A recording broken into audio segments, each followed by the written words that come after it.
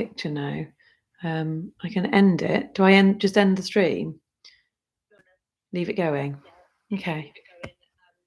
Yeah, and just you can go up with tea, whatever, just like leave it on. Okay, you sure that's okay? Bro. Yeah. Right, it's on. Perfect. Lovely. Right, I'll be on at 12. All right, see you later. Cheers. Bye. Bye.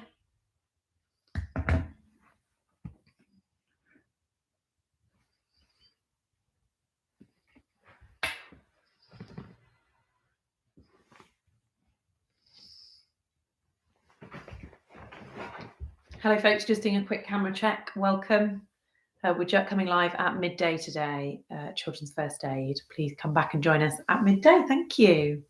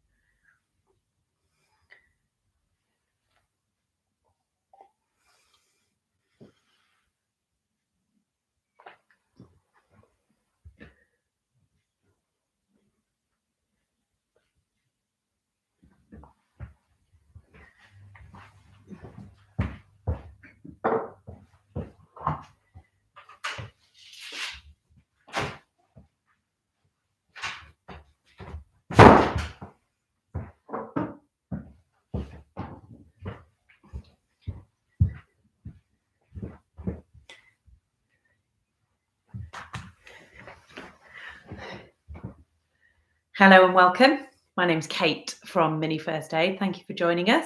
I'm delighted to be invited by the Positive Birth Company to share with you some of the teaching that those who subscribe to the Early Years Pack will experience. So this is to give you a taster today. I should mention as well that there is an offer at the moment on the Positive Birth Company's Early Years Pack. You have a special redemption code. I need to make sure that I've got it right for you here. It is Early Years, all capital letters 15. It will give you 15% off the new Early Years Pack available from Positive Birth Company. It's a brilliant pack. Not only do you get first aid, but you get all sorts of postnatal education, which is great, particularly if you've done the antenatal training with the Positive Birth Company. It's a great add-on then as you continue your journey with babies and young children. I've also got another offer for you today as well, because Mini First Aid are delighted to be joining the Positive Birth Company today as well. On the Mini First Aid shop, you can also get 15% off Mini First Aid branded products. So that's our first aid kit, which you can normally purchase in Boots, John Lewis and online, but you get 15% off that today if you go to Mini First Aid shop.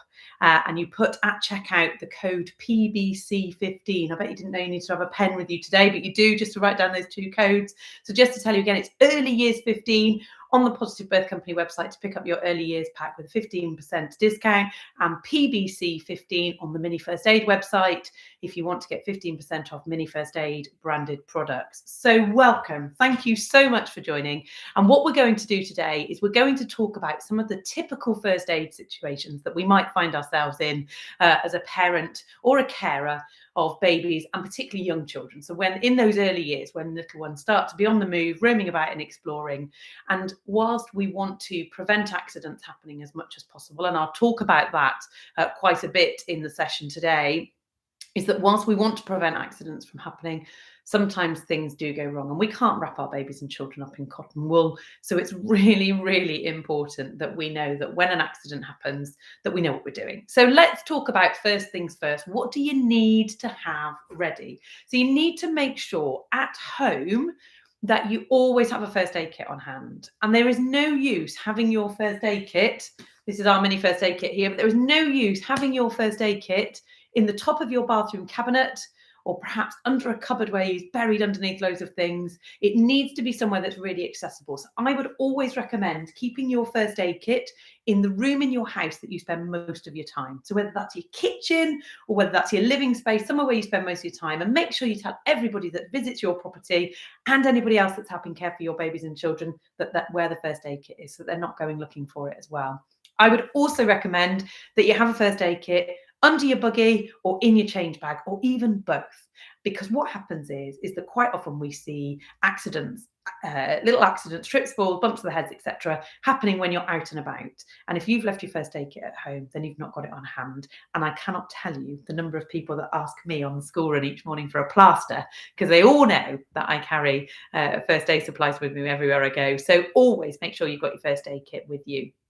The next thing to think about in preparation is to think about if there was an accident, where we're going to take babies and children. Now, obviously, an accident that's deemed to be life-threatening, or ones where you're concerned, particularly around breathing, we'll talk a little bit more about that later. That's where you would need to call 999. But for something perhaps a little bit more superficial, perhaps something that you want to get checked out, something where you can take your baby or child safely yourself, you would need to proceed to your local accident and emergency department. And sometimes you may ring 999, and it might be that they say that because of the pressure on ambulances, if your condition or your child's condition is not deemed to be life-threatening, they might say it's actually quicker for you to take your child yourself to A&E.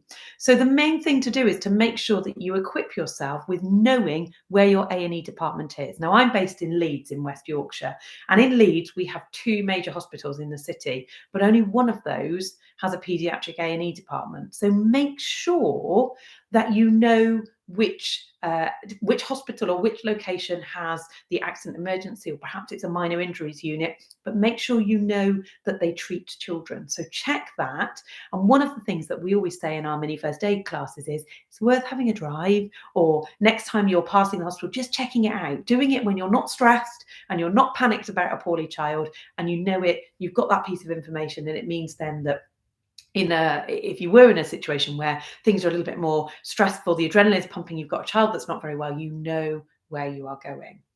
So you've got your first aid kit to hand. You've made sure that you know where your accident emergency department is. Make sure you know your numbers so that you know how to get the emergency services should you need them. And also it's knowing what other providers you can talk to, because not every situation is going to require emergency treatment or an ambulance. So it might be that you need to see your health visitor or your GP for general concerns. We just don't go to those professionals in a medical emergency because they're just going to refer you to accident and emergency. So let's talk about bleeding. So let's talk about what happens when we cut ourselves. Now, typically, we're not going to give, or we would hope that we won't be giving babies and young children access to objects that are particularly sharp that could cause the sort of injury where they would cause themselves to have a significant cut or wound. But it could be perhaps that they have a trip or a fall or something that causes a break in the skin, which causes blood to come out. And when we see bleeding, depending on where it is on the body, sometimes you can see quite a lot of blood, particularly if it's an area where we've got very thin skin, for example, where it's stretched. Heads bleed a lot, for example. And so when somebody is bleeding, the most important thing we need to do is we need to stop the bleeding. And what we always suggest for stopping bleeding is that you use something that is clean and absorbent. So I've got here actually a piece of muslin cloth, because this is the sort of thing that I would have in my change bag. So let's just imagine here that my baby, this is a first aid mannequin that I've got here, that my baby has grazed their knee. Perhaps they've tripped or they've crawled on something and it's caused an abrasion to the skin and the skin is bleeding.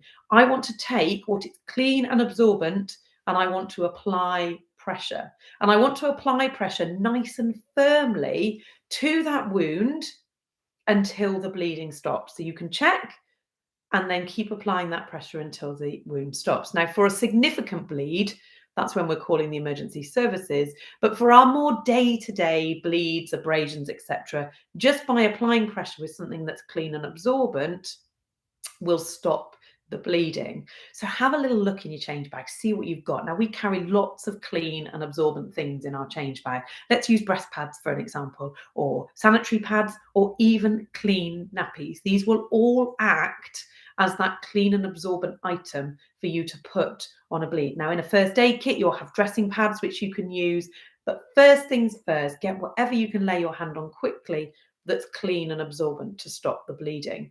Now, if my baby had grazed their knee, then I would want to clean the graze, because we need to make sure, particularly with wounds, sometimes often the cause of ongoing issues with wounds is actually infection rather than the wound itself, and that's been where germs have been able to get into the wound. So we want to make sure that we make the wound as clean as possible. So we would always recommend just using something clean and some water to clean a wound. You can use wipes, and in first aid kits you get things like this. I'll show you this one. This is a wound cleansing wipe. Now, this particular one here is actually alcohol free. These come in our first aid kits, which means that these ones here are not going to sting. But sometimes you'll see in some first aid kits they contain wipes that actually contain alcohol, which means if you were to wipe baby or child's skin, they're actually going to really, really sting and be quite uncomfortable. So your best bet is either an alcohol-free wipe like the ones that come in the mini first aid kit, or using something clean or a dressing pad with some water and cleaning very carefully to make sure that the wound is clean. Now, we always say clean carefully when we're cleaning a wound, because actually when we've done that first initial thing, we talked about applying pressure, is that actually what you're doing when you're applying pressure is you're causing the blood to clot, which forms a film which stops more blood coming out. Yeah, so it's forming that first initial barrier on the wound. So be very careful when you're cleaning, because otherwise you're just going to cause the wound to start bleeding again. So when you're looking at the wound itself, I've often had parents and carers say to me, oh, it looks like there's some dirt in there, it's black, or there's dirt. In fact, clotted blood looks dark, it looks like dirt. So don't clean too abrasively. So just gently make sure the wound is cleaned. And then what we want to do with our wound is we want to cover, and you see there my baby has got a plaster on. We want to cover with a plaster. And again, we always need to ensure with babies and young children that we use hypoallergenic plasters, because they have the least risk of irritation or allergic reaction. So placing a plaster across the wound keeps it nice and clean. And when it comes to those little bleeds, those little grazes, is that generally That pressure, stopping the bleeding, cleaning it up and popping a plaster on is all that you need to do. You might choose to use an antiseptic cream as well. Mini First Aid, we work with Savlon, great product to use. Again, talk to your pharmacist before you purchase an antiseptic cream, just to check that it's appropriate for your baby or child's skin. So when you have a clean wound that's now covered, baby can carry on as normal. So you can absolutely get them to carry on as normal. And then we need to make sure at some point the plaster comes off, so that the wound has air, which means that the wound can start to dry out. So that's when we start to see the scab forming on the skin. So the best place to take a plaster off is in the bath. When baby's relaxed, soaking in warm water, that's the best place to remove the plaster. It will loosen the adhesive on the plaster itself, and you can whip it off quite quickly. You might even be able to do it without little one even noticing. So in my house, for example, if we've had an injury where we've had to have a plaster, it happens a lot at school, for example, we loosen them and we're taking them off in the bath, and then actually we leave the wound, as long as it's not bleeding anymore, is that we leave that exposed overnight to air so that it can start to dry out and to start to heal. And just keep an eye on those abrasions. So if you notice around your baby or child's wound that it starts to look raised or red or angry or a little bit sore, is that that's the time to seek advice from particularly a pharmacist or a medical practitioner, because it may be that there's some form of infection. But just generally, a good amount of pressure and then a little clean and covering a plaster is exactly what you need with those little abrasions and cuts and grazes, which is they're the sorts of grazes that we would expect to happen typically with our babies. Now, on very rare occasions, babies or children can be injured more significantly, and it might be a very big bleed or something really quite severe. But actually, the initial treatment of a bleed is just like I taught you there for those little grazes and abrasions. We still want something clean and absorbent. If it was my arm here, and we're holding it on as firmly as we can, and then we're calling the emergency services. Now, when it comes to bleeds, what you might find, if it's quite a significant bleed, is that you might find that you need to layer. So you might need to add more pressure and also more things that are clean and absorbent over the top to absorb the blood. Keep an eye on anyone who's bleeding significantly, because it may affect whether they go into shock, it may make them drowsy, etc. So keep an eye on them, keep talking to the emergency services if you're concerned, and crucially, keep an eye on individuals breathing, just in case there are problems and you will be advised around what you would need to do should it then cause breathing issues. If someone is to go into shock, that's where their body is losing lots of fluid or losing blood in this case at a rate that the body can't maintain it. And the body is quite, I think the best way to describe it is that we're like an equilibrium. Everything's very well managed in our bodies. So if suddenly we have a big loss of blood, is that our bodies don't like it. So we can go into something called shock, which means that we appear very pale, clammy, perhaps disorientated, dizzy, perhaps not making much sense, maybe a little woozy. And if that's the case, what you need to do is make sure that your casualty, so the person that's injured, has their feet raised. So you need to raise their feet, because what that will do is that will bring the blood back towards their heart, which is crucially where we need it most in our bodies, but continuing to apply pressure on that bleeding wound. So applying pressure with something clean and absorbent, and the key message is whatever that absorbent piece is that you've got to hand. Right, let's move on. Let's talk about burns. Now, we have seen statistics from ROSPA, from the Children's Burns Trust, from the Children's Accident Prevention Trust, all demonstrating the rise in hot drink burns for babies and young children. So from a prevention point of view, always make sure that any hot drinks that you have are out of the reach of babies and children, and well out of the reach, because if you've got a visible handle and you've got an exploring baby and they grab that handle, they might then start to pull it towards themselves. So make sure that hot drinks are well out of reach. And actually, even when you've added milk to a hot drink, it's still at a temperature that could cause a significant burn to the skin.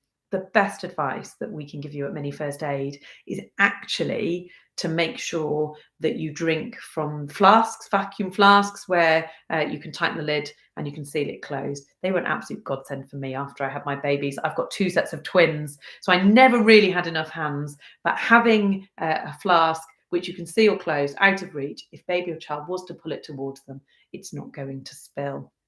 What we've also seen as well with the rise of burns and scalds from hot drinks is it's not just happening at home, but it's also happening out and about, particularly in coffee shops. So I know you may have friends that you're meeting with, which is great. In a group, perhaps you all go to a coffee shop on your high street to meet together. And it's great to meet together, but just be really cautious when it comes to hot drinks. And one of the best recommendations we can say to you is, even if you're drinking in, ask the vendor to give you a takeaway cup, or if you're taking your own flask, but ask the vendor to give you a takeaway cup, because that has a much smaller hole in the top of it, which means that if it's knocked over, you're going to get a much lower volume of coffee coming towards you onto baby's skin. So what happens if your baby or child is burnt? You need to take action very quickly when a baby or child is burnt. And the first thing you need to do is you need to remove any clothing that's in the way of the burn. Let me show you these. These are called paramedic shears. These come as standard in the mini first aid kit. If you've just joined it, if you go to the mini first aid website and want to purchase a first aid kit or mini first aid supplies, if you put in the code very kindly set up for today's event, Positive Birth Company, PBC 15, that'll give you 15% off these first aid kits as well. But let's just go back to these scissors. Can you see these scissors here? These scissors will cut through clothing. Now I've got a little pair here, very cute, little pair of toddler jeans, but let's have a look at the waistband here and these scissors. These scissors cut straight through. So if we need to remove children's clothing, or anybody's clothing, if you need to remove children's clothing, having a pair of these scissors to hand in your first aid kit, somewhere we can get hold of them, is brilliant, because you can remove the clothing out of the way. It's also really important in the case of a burn or a scald that you take off baby's nappy and socks, because that's where the water will draw to. And we were talking to a burns injury nurse just last week who said that actually they'd seen a baby come into A&E where actually the burn had been, the family had delivered first aid to treat the burn, which was on the torso, but actually what had happened is the coffee had gone down into the baby's nappy and was being held against the baby's skin. So it's really important nappy socks come off particularly quickly in a burns injury, and move the clothing away from the burn. Now I'm going to show you as if it was my arm. So if I had burnt my arm, I would remove the clothing from the site of the burn. Let's imagine that the burn had taken place here. I would also remove any jewelry or watches to make sure that that was out of the way. And what I want to do is I want to place the burn under cool running water for 20 minutes. Now, this is normally the point at people in our classes where people say, oh my gosh, that's ages. My baby's going to absolutely scream their head off if I'm holding them for 20 minutes under cool running water. But what we know now in the advancement of the knowledge and information that we have from the burns injuries units is that 20 minutes is hugely influential on the outcome for what happens with the skin and the healing process with the burn. So 20 minutes under cool running water. Now we say running because that keeps you infection free, because it's not stagnant water, and that 20 minutes. Now people often say to us, I can't get to water straight away. What if it happened when I was, I don't know, somewhere public space? The quicker you get to cool running water, but it still works even if there is a little bit of a delay. So 20 minutes, cool running water. Now your baby's going to cry, but it's really, really important that you reassure them, keep the rest of them warm, because you don't want them to get chilled, the rest of them. Keep the rest of them warm, hold them securely, but keep them under that cool running water. Now, once you finish the 20 minutes under cool running water, we want to cover the burn. And one of the best things that we recommend for covering a burn is cling film. It sits across the skin. It's not going to stick, which means that when you get to hospital, it can be peeled off. It also allows the burns team to be able to see the burn without actually having to take anything off. And crucially, from an infection perspective, it keeps infection out. One of the big things, again, just like we were talking about with the bleeds, around the healing capacity of the skin, it's inhibited by infection. So it's really, really important that that skin is kept clean. So to remind you now what you need to do with burns, we need to expose the skin. So we need to remove the skin using, remove the clothing, using our paramedic shears, remove the clothing, expose the skin. We then need to do 20 minutes under cool running water, and then cover with cling film. And with burns, we proceed to accident and emergency. And what we would say for a 999 emergency, for example, is anything that is larger than the palm of your baby's hand. So not your hand, but your baby's hand. So anything that is larger than the palm of your baby's hand in size, so wherever it is on the body, that's a 999 call. Okay.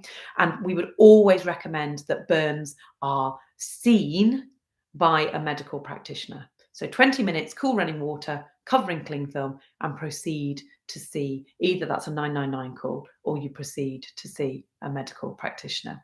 So the other thing I would suggest when it comes to burns is having a look at your own home, where you are at home, and look and see where burns can be prevented. So look to see where you need fire guards, or you need covers or catches around your hob, for example, to make sure that you keep that risk of burns to an absolute minimum.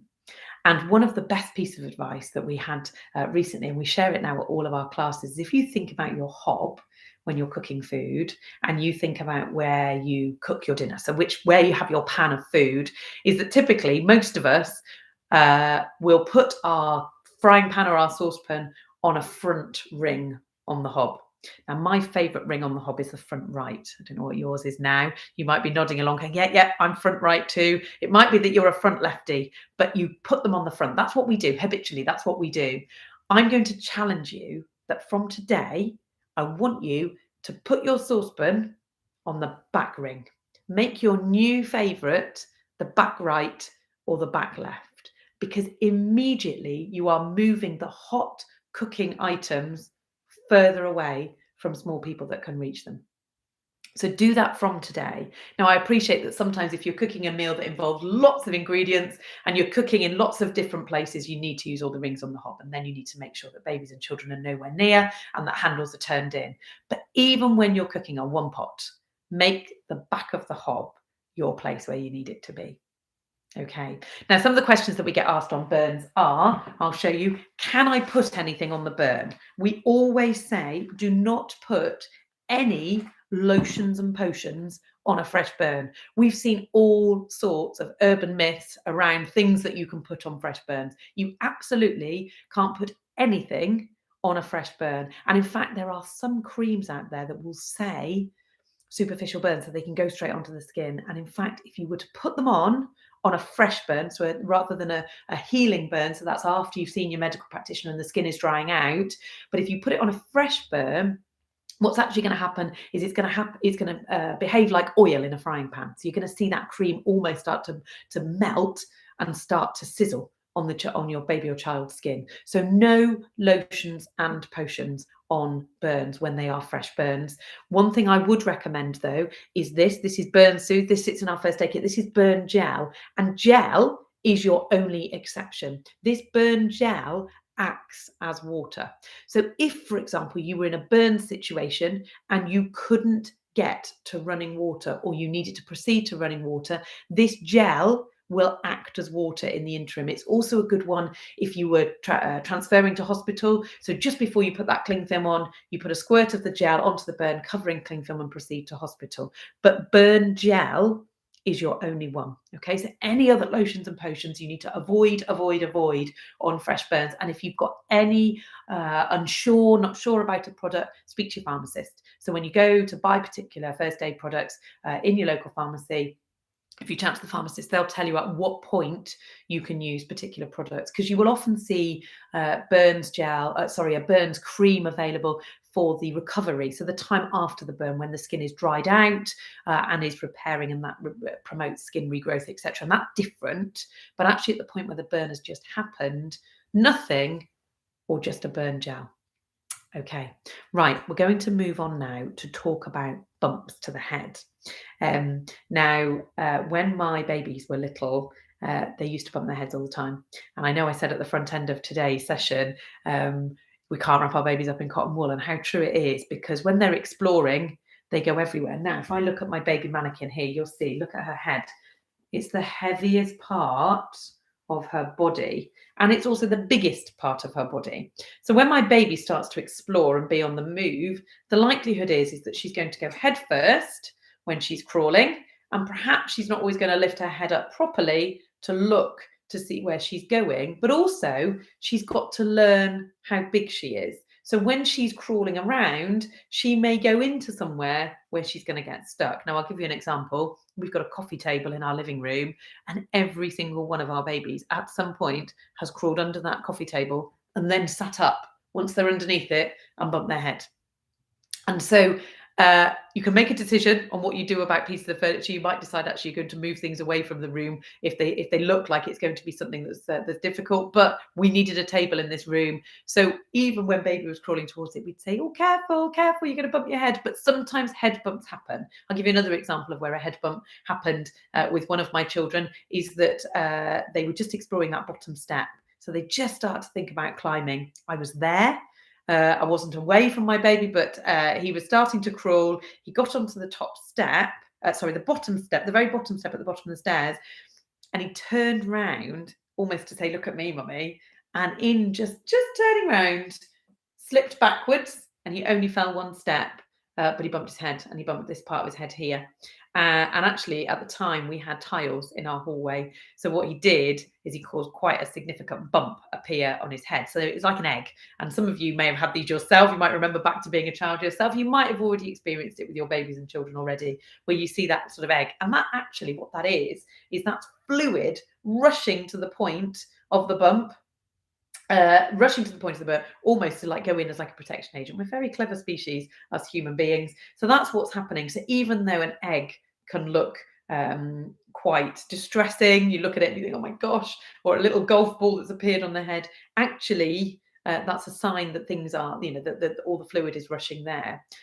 I, as a first aider, am more concerned if it's quite a significant bump and the bump doesn't appear. Okay, because that's telling me that perhaps the bump is inwards or not doing what we'd like it to do. We'll talk a little bit more about that in a moment, but let's just talk about these bumps where we see the lump appear and perhaps some starting of some bruising. You might even get a little abrasion, so you might get a little bit of a cut. So remember, we talked about putting something clean and absorbent on. You can do that, but let's talk about what we need to do with our baby with a head bump. So babies are typically going to cry when they have a head bump.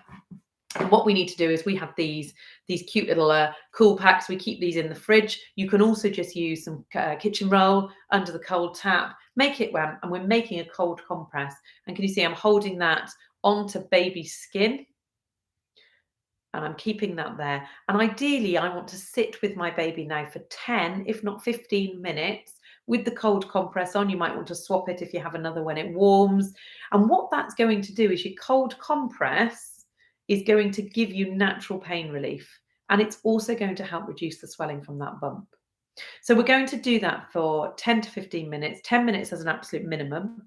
And what we're doing in that time is obviously we're reassuring our baby, we're giving them a cuddle, but we're also, in that time, we're also checking them for signs of concussion. Because if the head injury was not displaying so much on the outside, but we were concerned about concussion, then the symptoms that we're looking for are dizziness, slurred speech. It may be that your baby suddenly has a desire to be asleep. It may be that your baby vomits. Anything to you that says this isn't typically normal for my baby. And if you suspect concussion, you need to take your baby to accident and emergency. Okay. Now, sometimes on more rare occasions, concussion can be delayed. And sometimes that can indicate that there's something more significant going on internally, so inside the skull. So something that's happening, perhaps it's some skull damage. It might even be something more significant than that. It could be a severe internal bleed, for example. But the way it presents is still those symptoms of concussion. So please monitor for 10 minutes, nice cool compress, and then make sure that for the rest of the day, you keep an eye on your baby or child. And if perhaps, as what often happened with us, we'd have a head bump, perhaps it would be in the morning and we'd be on our way to nursery, is that when I hand over my baby at nursery, I need to say to the nursery, my baby's had a head bump this morning. I've done first aid, I've done 10 minutes, we've had a cool compress, I've checked for signs of concussion. She seems fine, but can you continue to monitor for me? And a childcare setting should take those notes. They should take notes when you give you that information. They'll probably ask you to sign it as well. They'll probably ask you to sign that as well. And when you sign, you're signing that you're transferring the care over to that nursery and they're going to continue looking after baby. And exactly the same way, some of you may have babies and children in nursery already. And you might say, actually, when I pick my baby up, I have to sign if they've had an injury. And it's exactly the same thing, because it's signing to say, I will go on monitoring. And if with a head bump at any point you are uncertain or concerned that your baby is showing signs of concussion, so that's slurred speech, dizziness, sickness, desire to be asleep when they shouldn't normally be having a sleep, a general feeling of wooziness or unwell, is that we need to take them to A&E. And I would always say to parents and carers, absolutely trust your gut instinct. Okay, if you think your baby's not behaving as the way that they would normally behave after they've had a bump to the head, then you need to take them to A&E and get them checked out. Nobody at A&E, by the way, even though we're hearing lots of documented news about pressures and working and a number of people coming, etc., you will never be turned away and you will never be challenged for worrying about your baby. You go with your gut instinct. If you think something's not right after an accident or an injury and you want to get your baby checked out, take them to A&E. It's really important. Ask to see a medical practitioner who can check your baby out and advise you. And it's better to do that and then come home having had some very basic treatment or being reassured than the other way of actually something progressing and being more significant.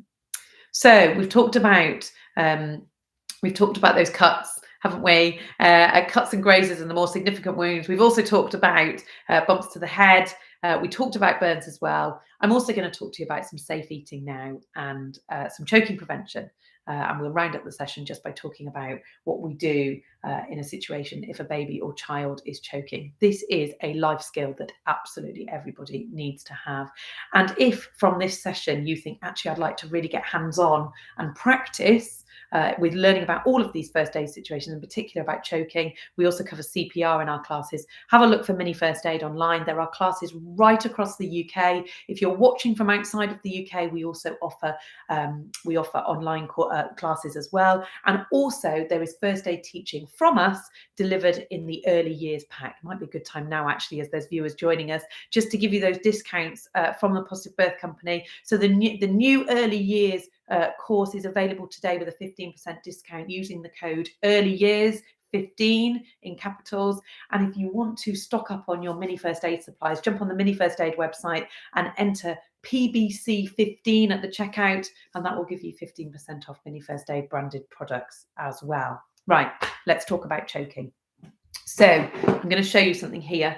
This is what's called a choke tester, and this is designed to mimic the back of the gullet. So that's this bit here on the throat, and that is to show you just how big the space is on somebody under the age of about between 2 and 3. So anybody under the age of 3 really has a gullet up to that size. So what this means is that anything that can fit or be squished in here is a choking hazard. Let me give you some examples of something that I've got at home here. Can you see this? This is a standard Lego brick. I'll pop that in. So that's a choking hazard. This is a Duplo brick, manufactured by Lego as well. But look, I'll show you here. Can you see? That doesn't fit in our choke tester. So when I'm thinking about toy suitability for babies and children under the age of 3, quite often if you have a new toy gifted, where you see on the packaging, you'll see that it'll have a circle 0 to 3 written in it and a red line through it. That means that the parts in that toy have been deemed unsuitable for the under 3s because there is a part that could fit in this choke tester. So this tester is used by the Toy Standards Agency here in the UK to determine those kite markings that you see on children's toys. So if you get gifted a toy or you purchase a toy for your babies and children and you see that sign saying not suitable for the under 3s, that is why. So it's really important that you put that to one side, bring it back out when they're a little bit bigger. Because what we know about babies and children, particularly young babies, is that they explore the world by putting things in their mouths, and they put everything in their mouths, and they don't determine between what's going to be actually for lunch, what's a bit of sandwich or toast, and what actually is something they shouldn't be putting in their mouths. So it's really important from a choking prevention perspective that you look at your home and the environment that your baby and your children are going to spend their time with a fresh pair of eyes. Look for choke hazards. You can get hold on the Mini First Aid website. You can get hold of these choke testers on the Mini First Aid shop. They're great to have if you want to sort of do a home DIY version of this. You're about 5 centimeters, 5.5 centimeters down that long side there, and just over 3 centimeters is the diameter there. So you could draw yourself a 3 centimeter circle just to go check. And it's really interesting to go around your home and check what you've got lying around. Things that perhaps you need to make the decision to move. Let me show you this. This is a 2p piece, UK 2p piece. Look at that. That fits perfectly in my choke tester. And in fact, all the UK denomination top coins are choking hazards. So it might be perhaps that you have a little tray of coins that you pop spare coins in when you come home or from being out. And I know we have one up in our bedroom at home, which is where coins come out of pockets before we put clothes in the wash, or hopefully.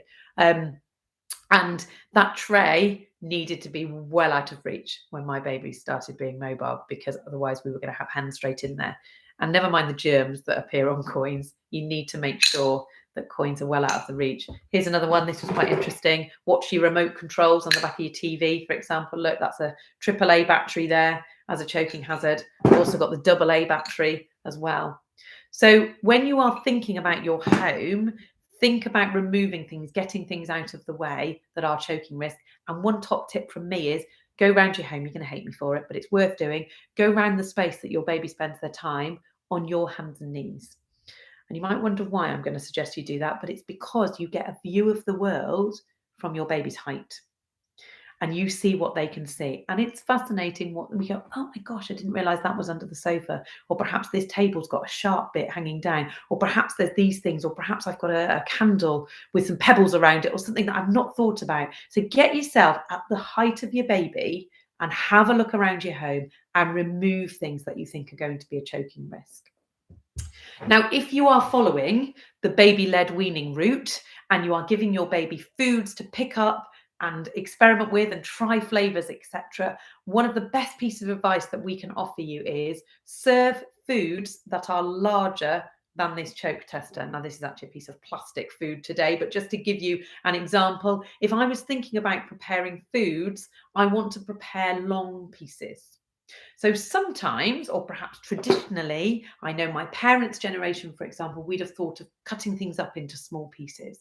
Actually, what you want to do is you want to do long, thin pieces, because that gives your baby, let's grab my baby here, you want your baby with their fist, they can grab hold of something and they can nibble it, and they can take it to and from their mouths, rather than putting things that would fit in here, which if they put them straight into their mouths are more of a choking risk. Now, if you're watching, you might say, actually, Kate, what happens with things that are smaller than the choke tester to start with? So I'm thinking about things like cherry tomatoes, grapes, olives, that sort of thing. If you are planning to serve those foods, cut them into quarters. We use one of these. Can you see this? That's a grape cutter. Again, if I show that up to camera, can you see it? And that gives you quarters, because although that is smaller than our choke tester and the items will fit in the choke tester, what it means is that when they're quartered, they're more aerodynamic. So if they did get stuck, they're more likely in that shape to get air passing than if you were to serve something in its spherical form, or you just cut it into circles. If you're looking at sausages, for example, for tea, go for long, thin strips rather than circular slices. The same with banana and anything where you would typically perhaps have cut it into circles or cubes or what have you. So think long, thin strips. And there's more information through Mini First Aid on safe weaning if you're interested in learning more about that particular subject.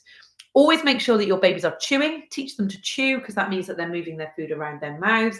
And then crucially, you need to make sure that you know what to do in a choking situation. So what's actually going to happen if your baby is choking? So I'm going to show you here on my baby here today. Now, the sign of choking is silence. Okay, because that's because their airway is blocked. Whereas gagging, because we have this very far forward gag reflex, which means that babies gag quite readily, and gagging is actually a good thing because that's the gag reflex stopping things going towards the windpipe. But actually gagging's okay. And as much as it sometimes can be a bit stressful to watch, or you see your baby coughing and spluttering, gagging is okay. But choking is where the windpipe is blocked, and that is where babies are silent. It's also why it's so important to make sure that babies are seated with you when they're eating. If they've moved away with food, you will not hear if they are choking, because babies are silent. So if my baby is silent, the other sign of choking is that we're going to see some change in appearance here. Now, my baby here with white skin is going to show that they have blue lips, for example, very quickly. And this part here around the nose and mouth starts to turn pale or bluish. But if I have a baby with black or brown skin, then that appearance is going to be different. It's going to be ashy and rather than bluish, because black skin doesn't turn blue. So we need to make sure that we're looking for that ashy tone. You can also see bluish in the nail beds and also under the bottom of the eyelids. So you will see it there. So silent, bluish or ashy, depending on skin tone of your baby or child. We need to take action. And this is how we treat a baby who is choking. We turn our baby forward and we place the hand on between the shoulder blades, and we're going to hit our baby on the back. And we're going to do this up to 5 times. 1, 2, 3, 4, 5. Now, this isn't like weaning, where you're, feeding milk, where perhaps you're winding and giving just some gentle taps. I'll show you again.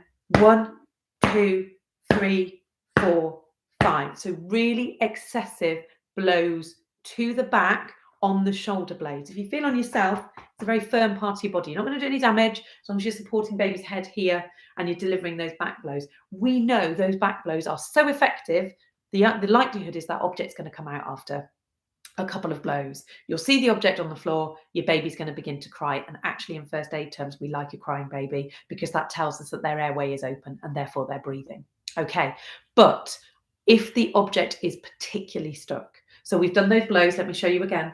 1, 2, 3, 4, 5. If that object is particularly stuck, then we have a secondary maneuver. We turn our baby onto their back, still head down. Can you see that I've got a head down and I've got 2 fingers? And we're going to press down firmly in the center of the chest.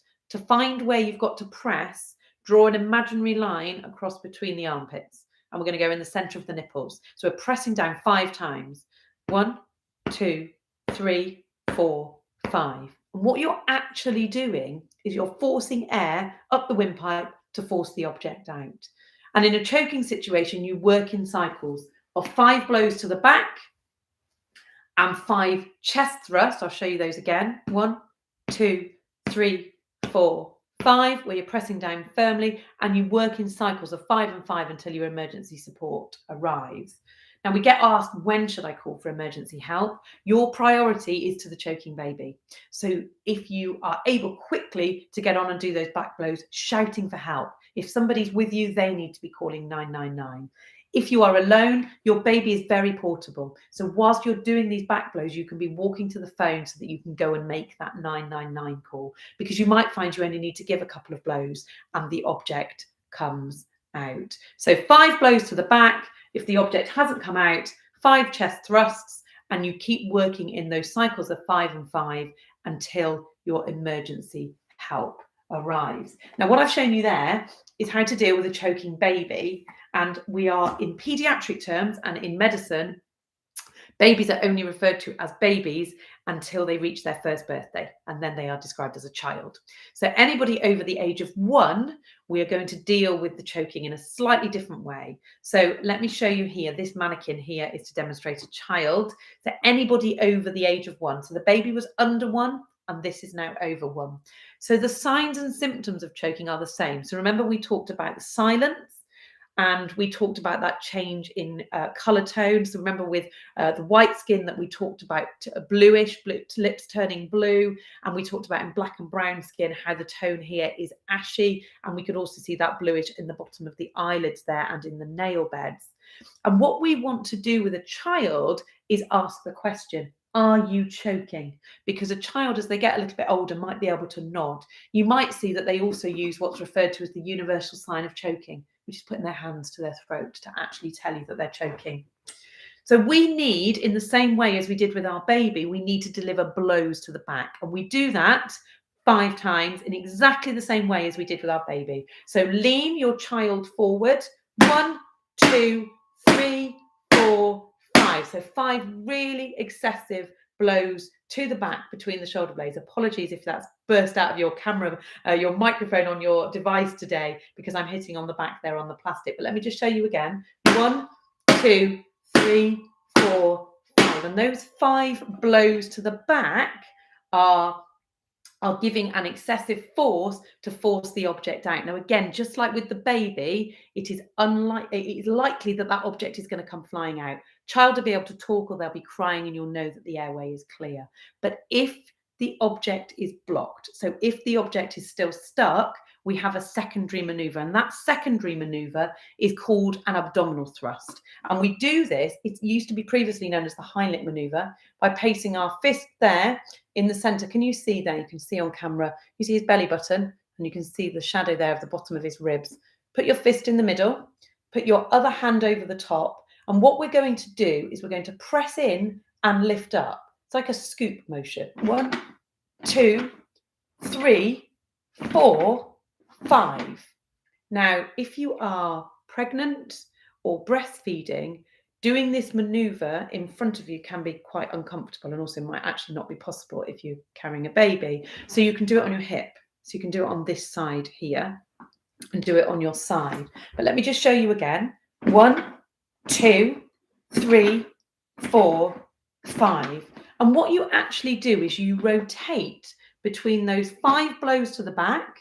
1, 2, 3, 4, 5.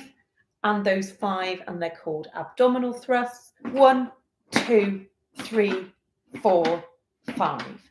And you keep going until the object is dislodged or the emergency support arrives. Now, I get asked a lot at classes, do I need to go to hospital if the objects come out? Do I have to go? Baby's okay, I've managed to get the object out. We would always recommend that you seek medical advice after a choking emergency, even if the object has come out. But it is very important, if you've had to deliver those chest thrusts, so you remember the 2 fingers in the center of our baby's chest, or the abdominal thrust where you've used your fist in the center of the abdomen, is that if you've had to do that maneuver, you must go to hospital. So when the object has come out, you still need to go to hospital, because what happens is we have to have a little x-ray of this part of our body just to check that everything is okay and that we've not caused any internal bleeding.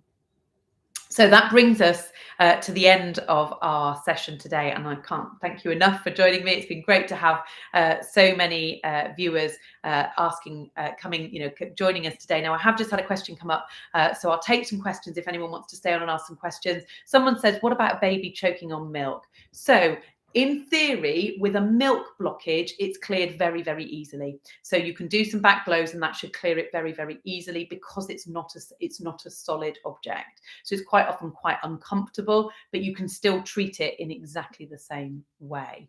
Does anyone have any further questions before we sign off today? What I'm going to do, folks, actually, is I'm just going to pop in the chat the code for the discount on the Mini First Aid supplies on the Mini First Aid website. Oh, hang on a sec. She says, I'm typing as I'm, here we go. PBC 15 is for the Mini First Aid website. There we go. And I'm also going to give you another one from the Positive Birth Company themselves, who have Early Years 15, which is a 15% off the Early Years Pack. If you've not got it already, it's a great resource to have. There we go. That's coming through for you now. So my name is Kate. I'm just going to put the hashtag for Mini First Aid, so you can find us if you've got any further questions or you want to know any more about Mini First Aid classes. Thank you so much for joining us today. It's been an absolute pleasure to join you, and I hope Positive Birth Company will have us back very soon. Thank you.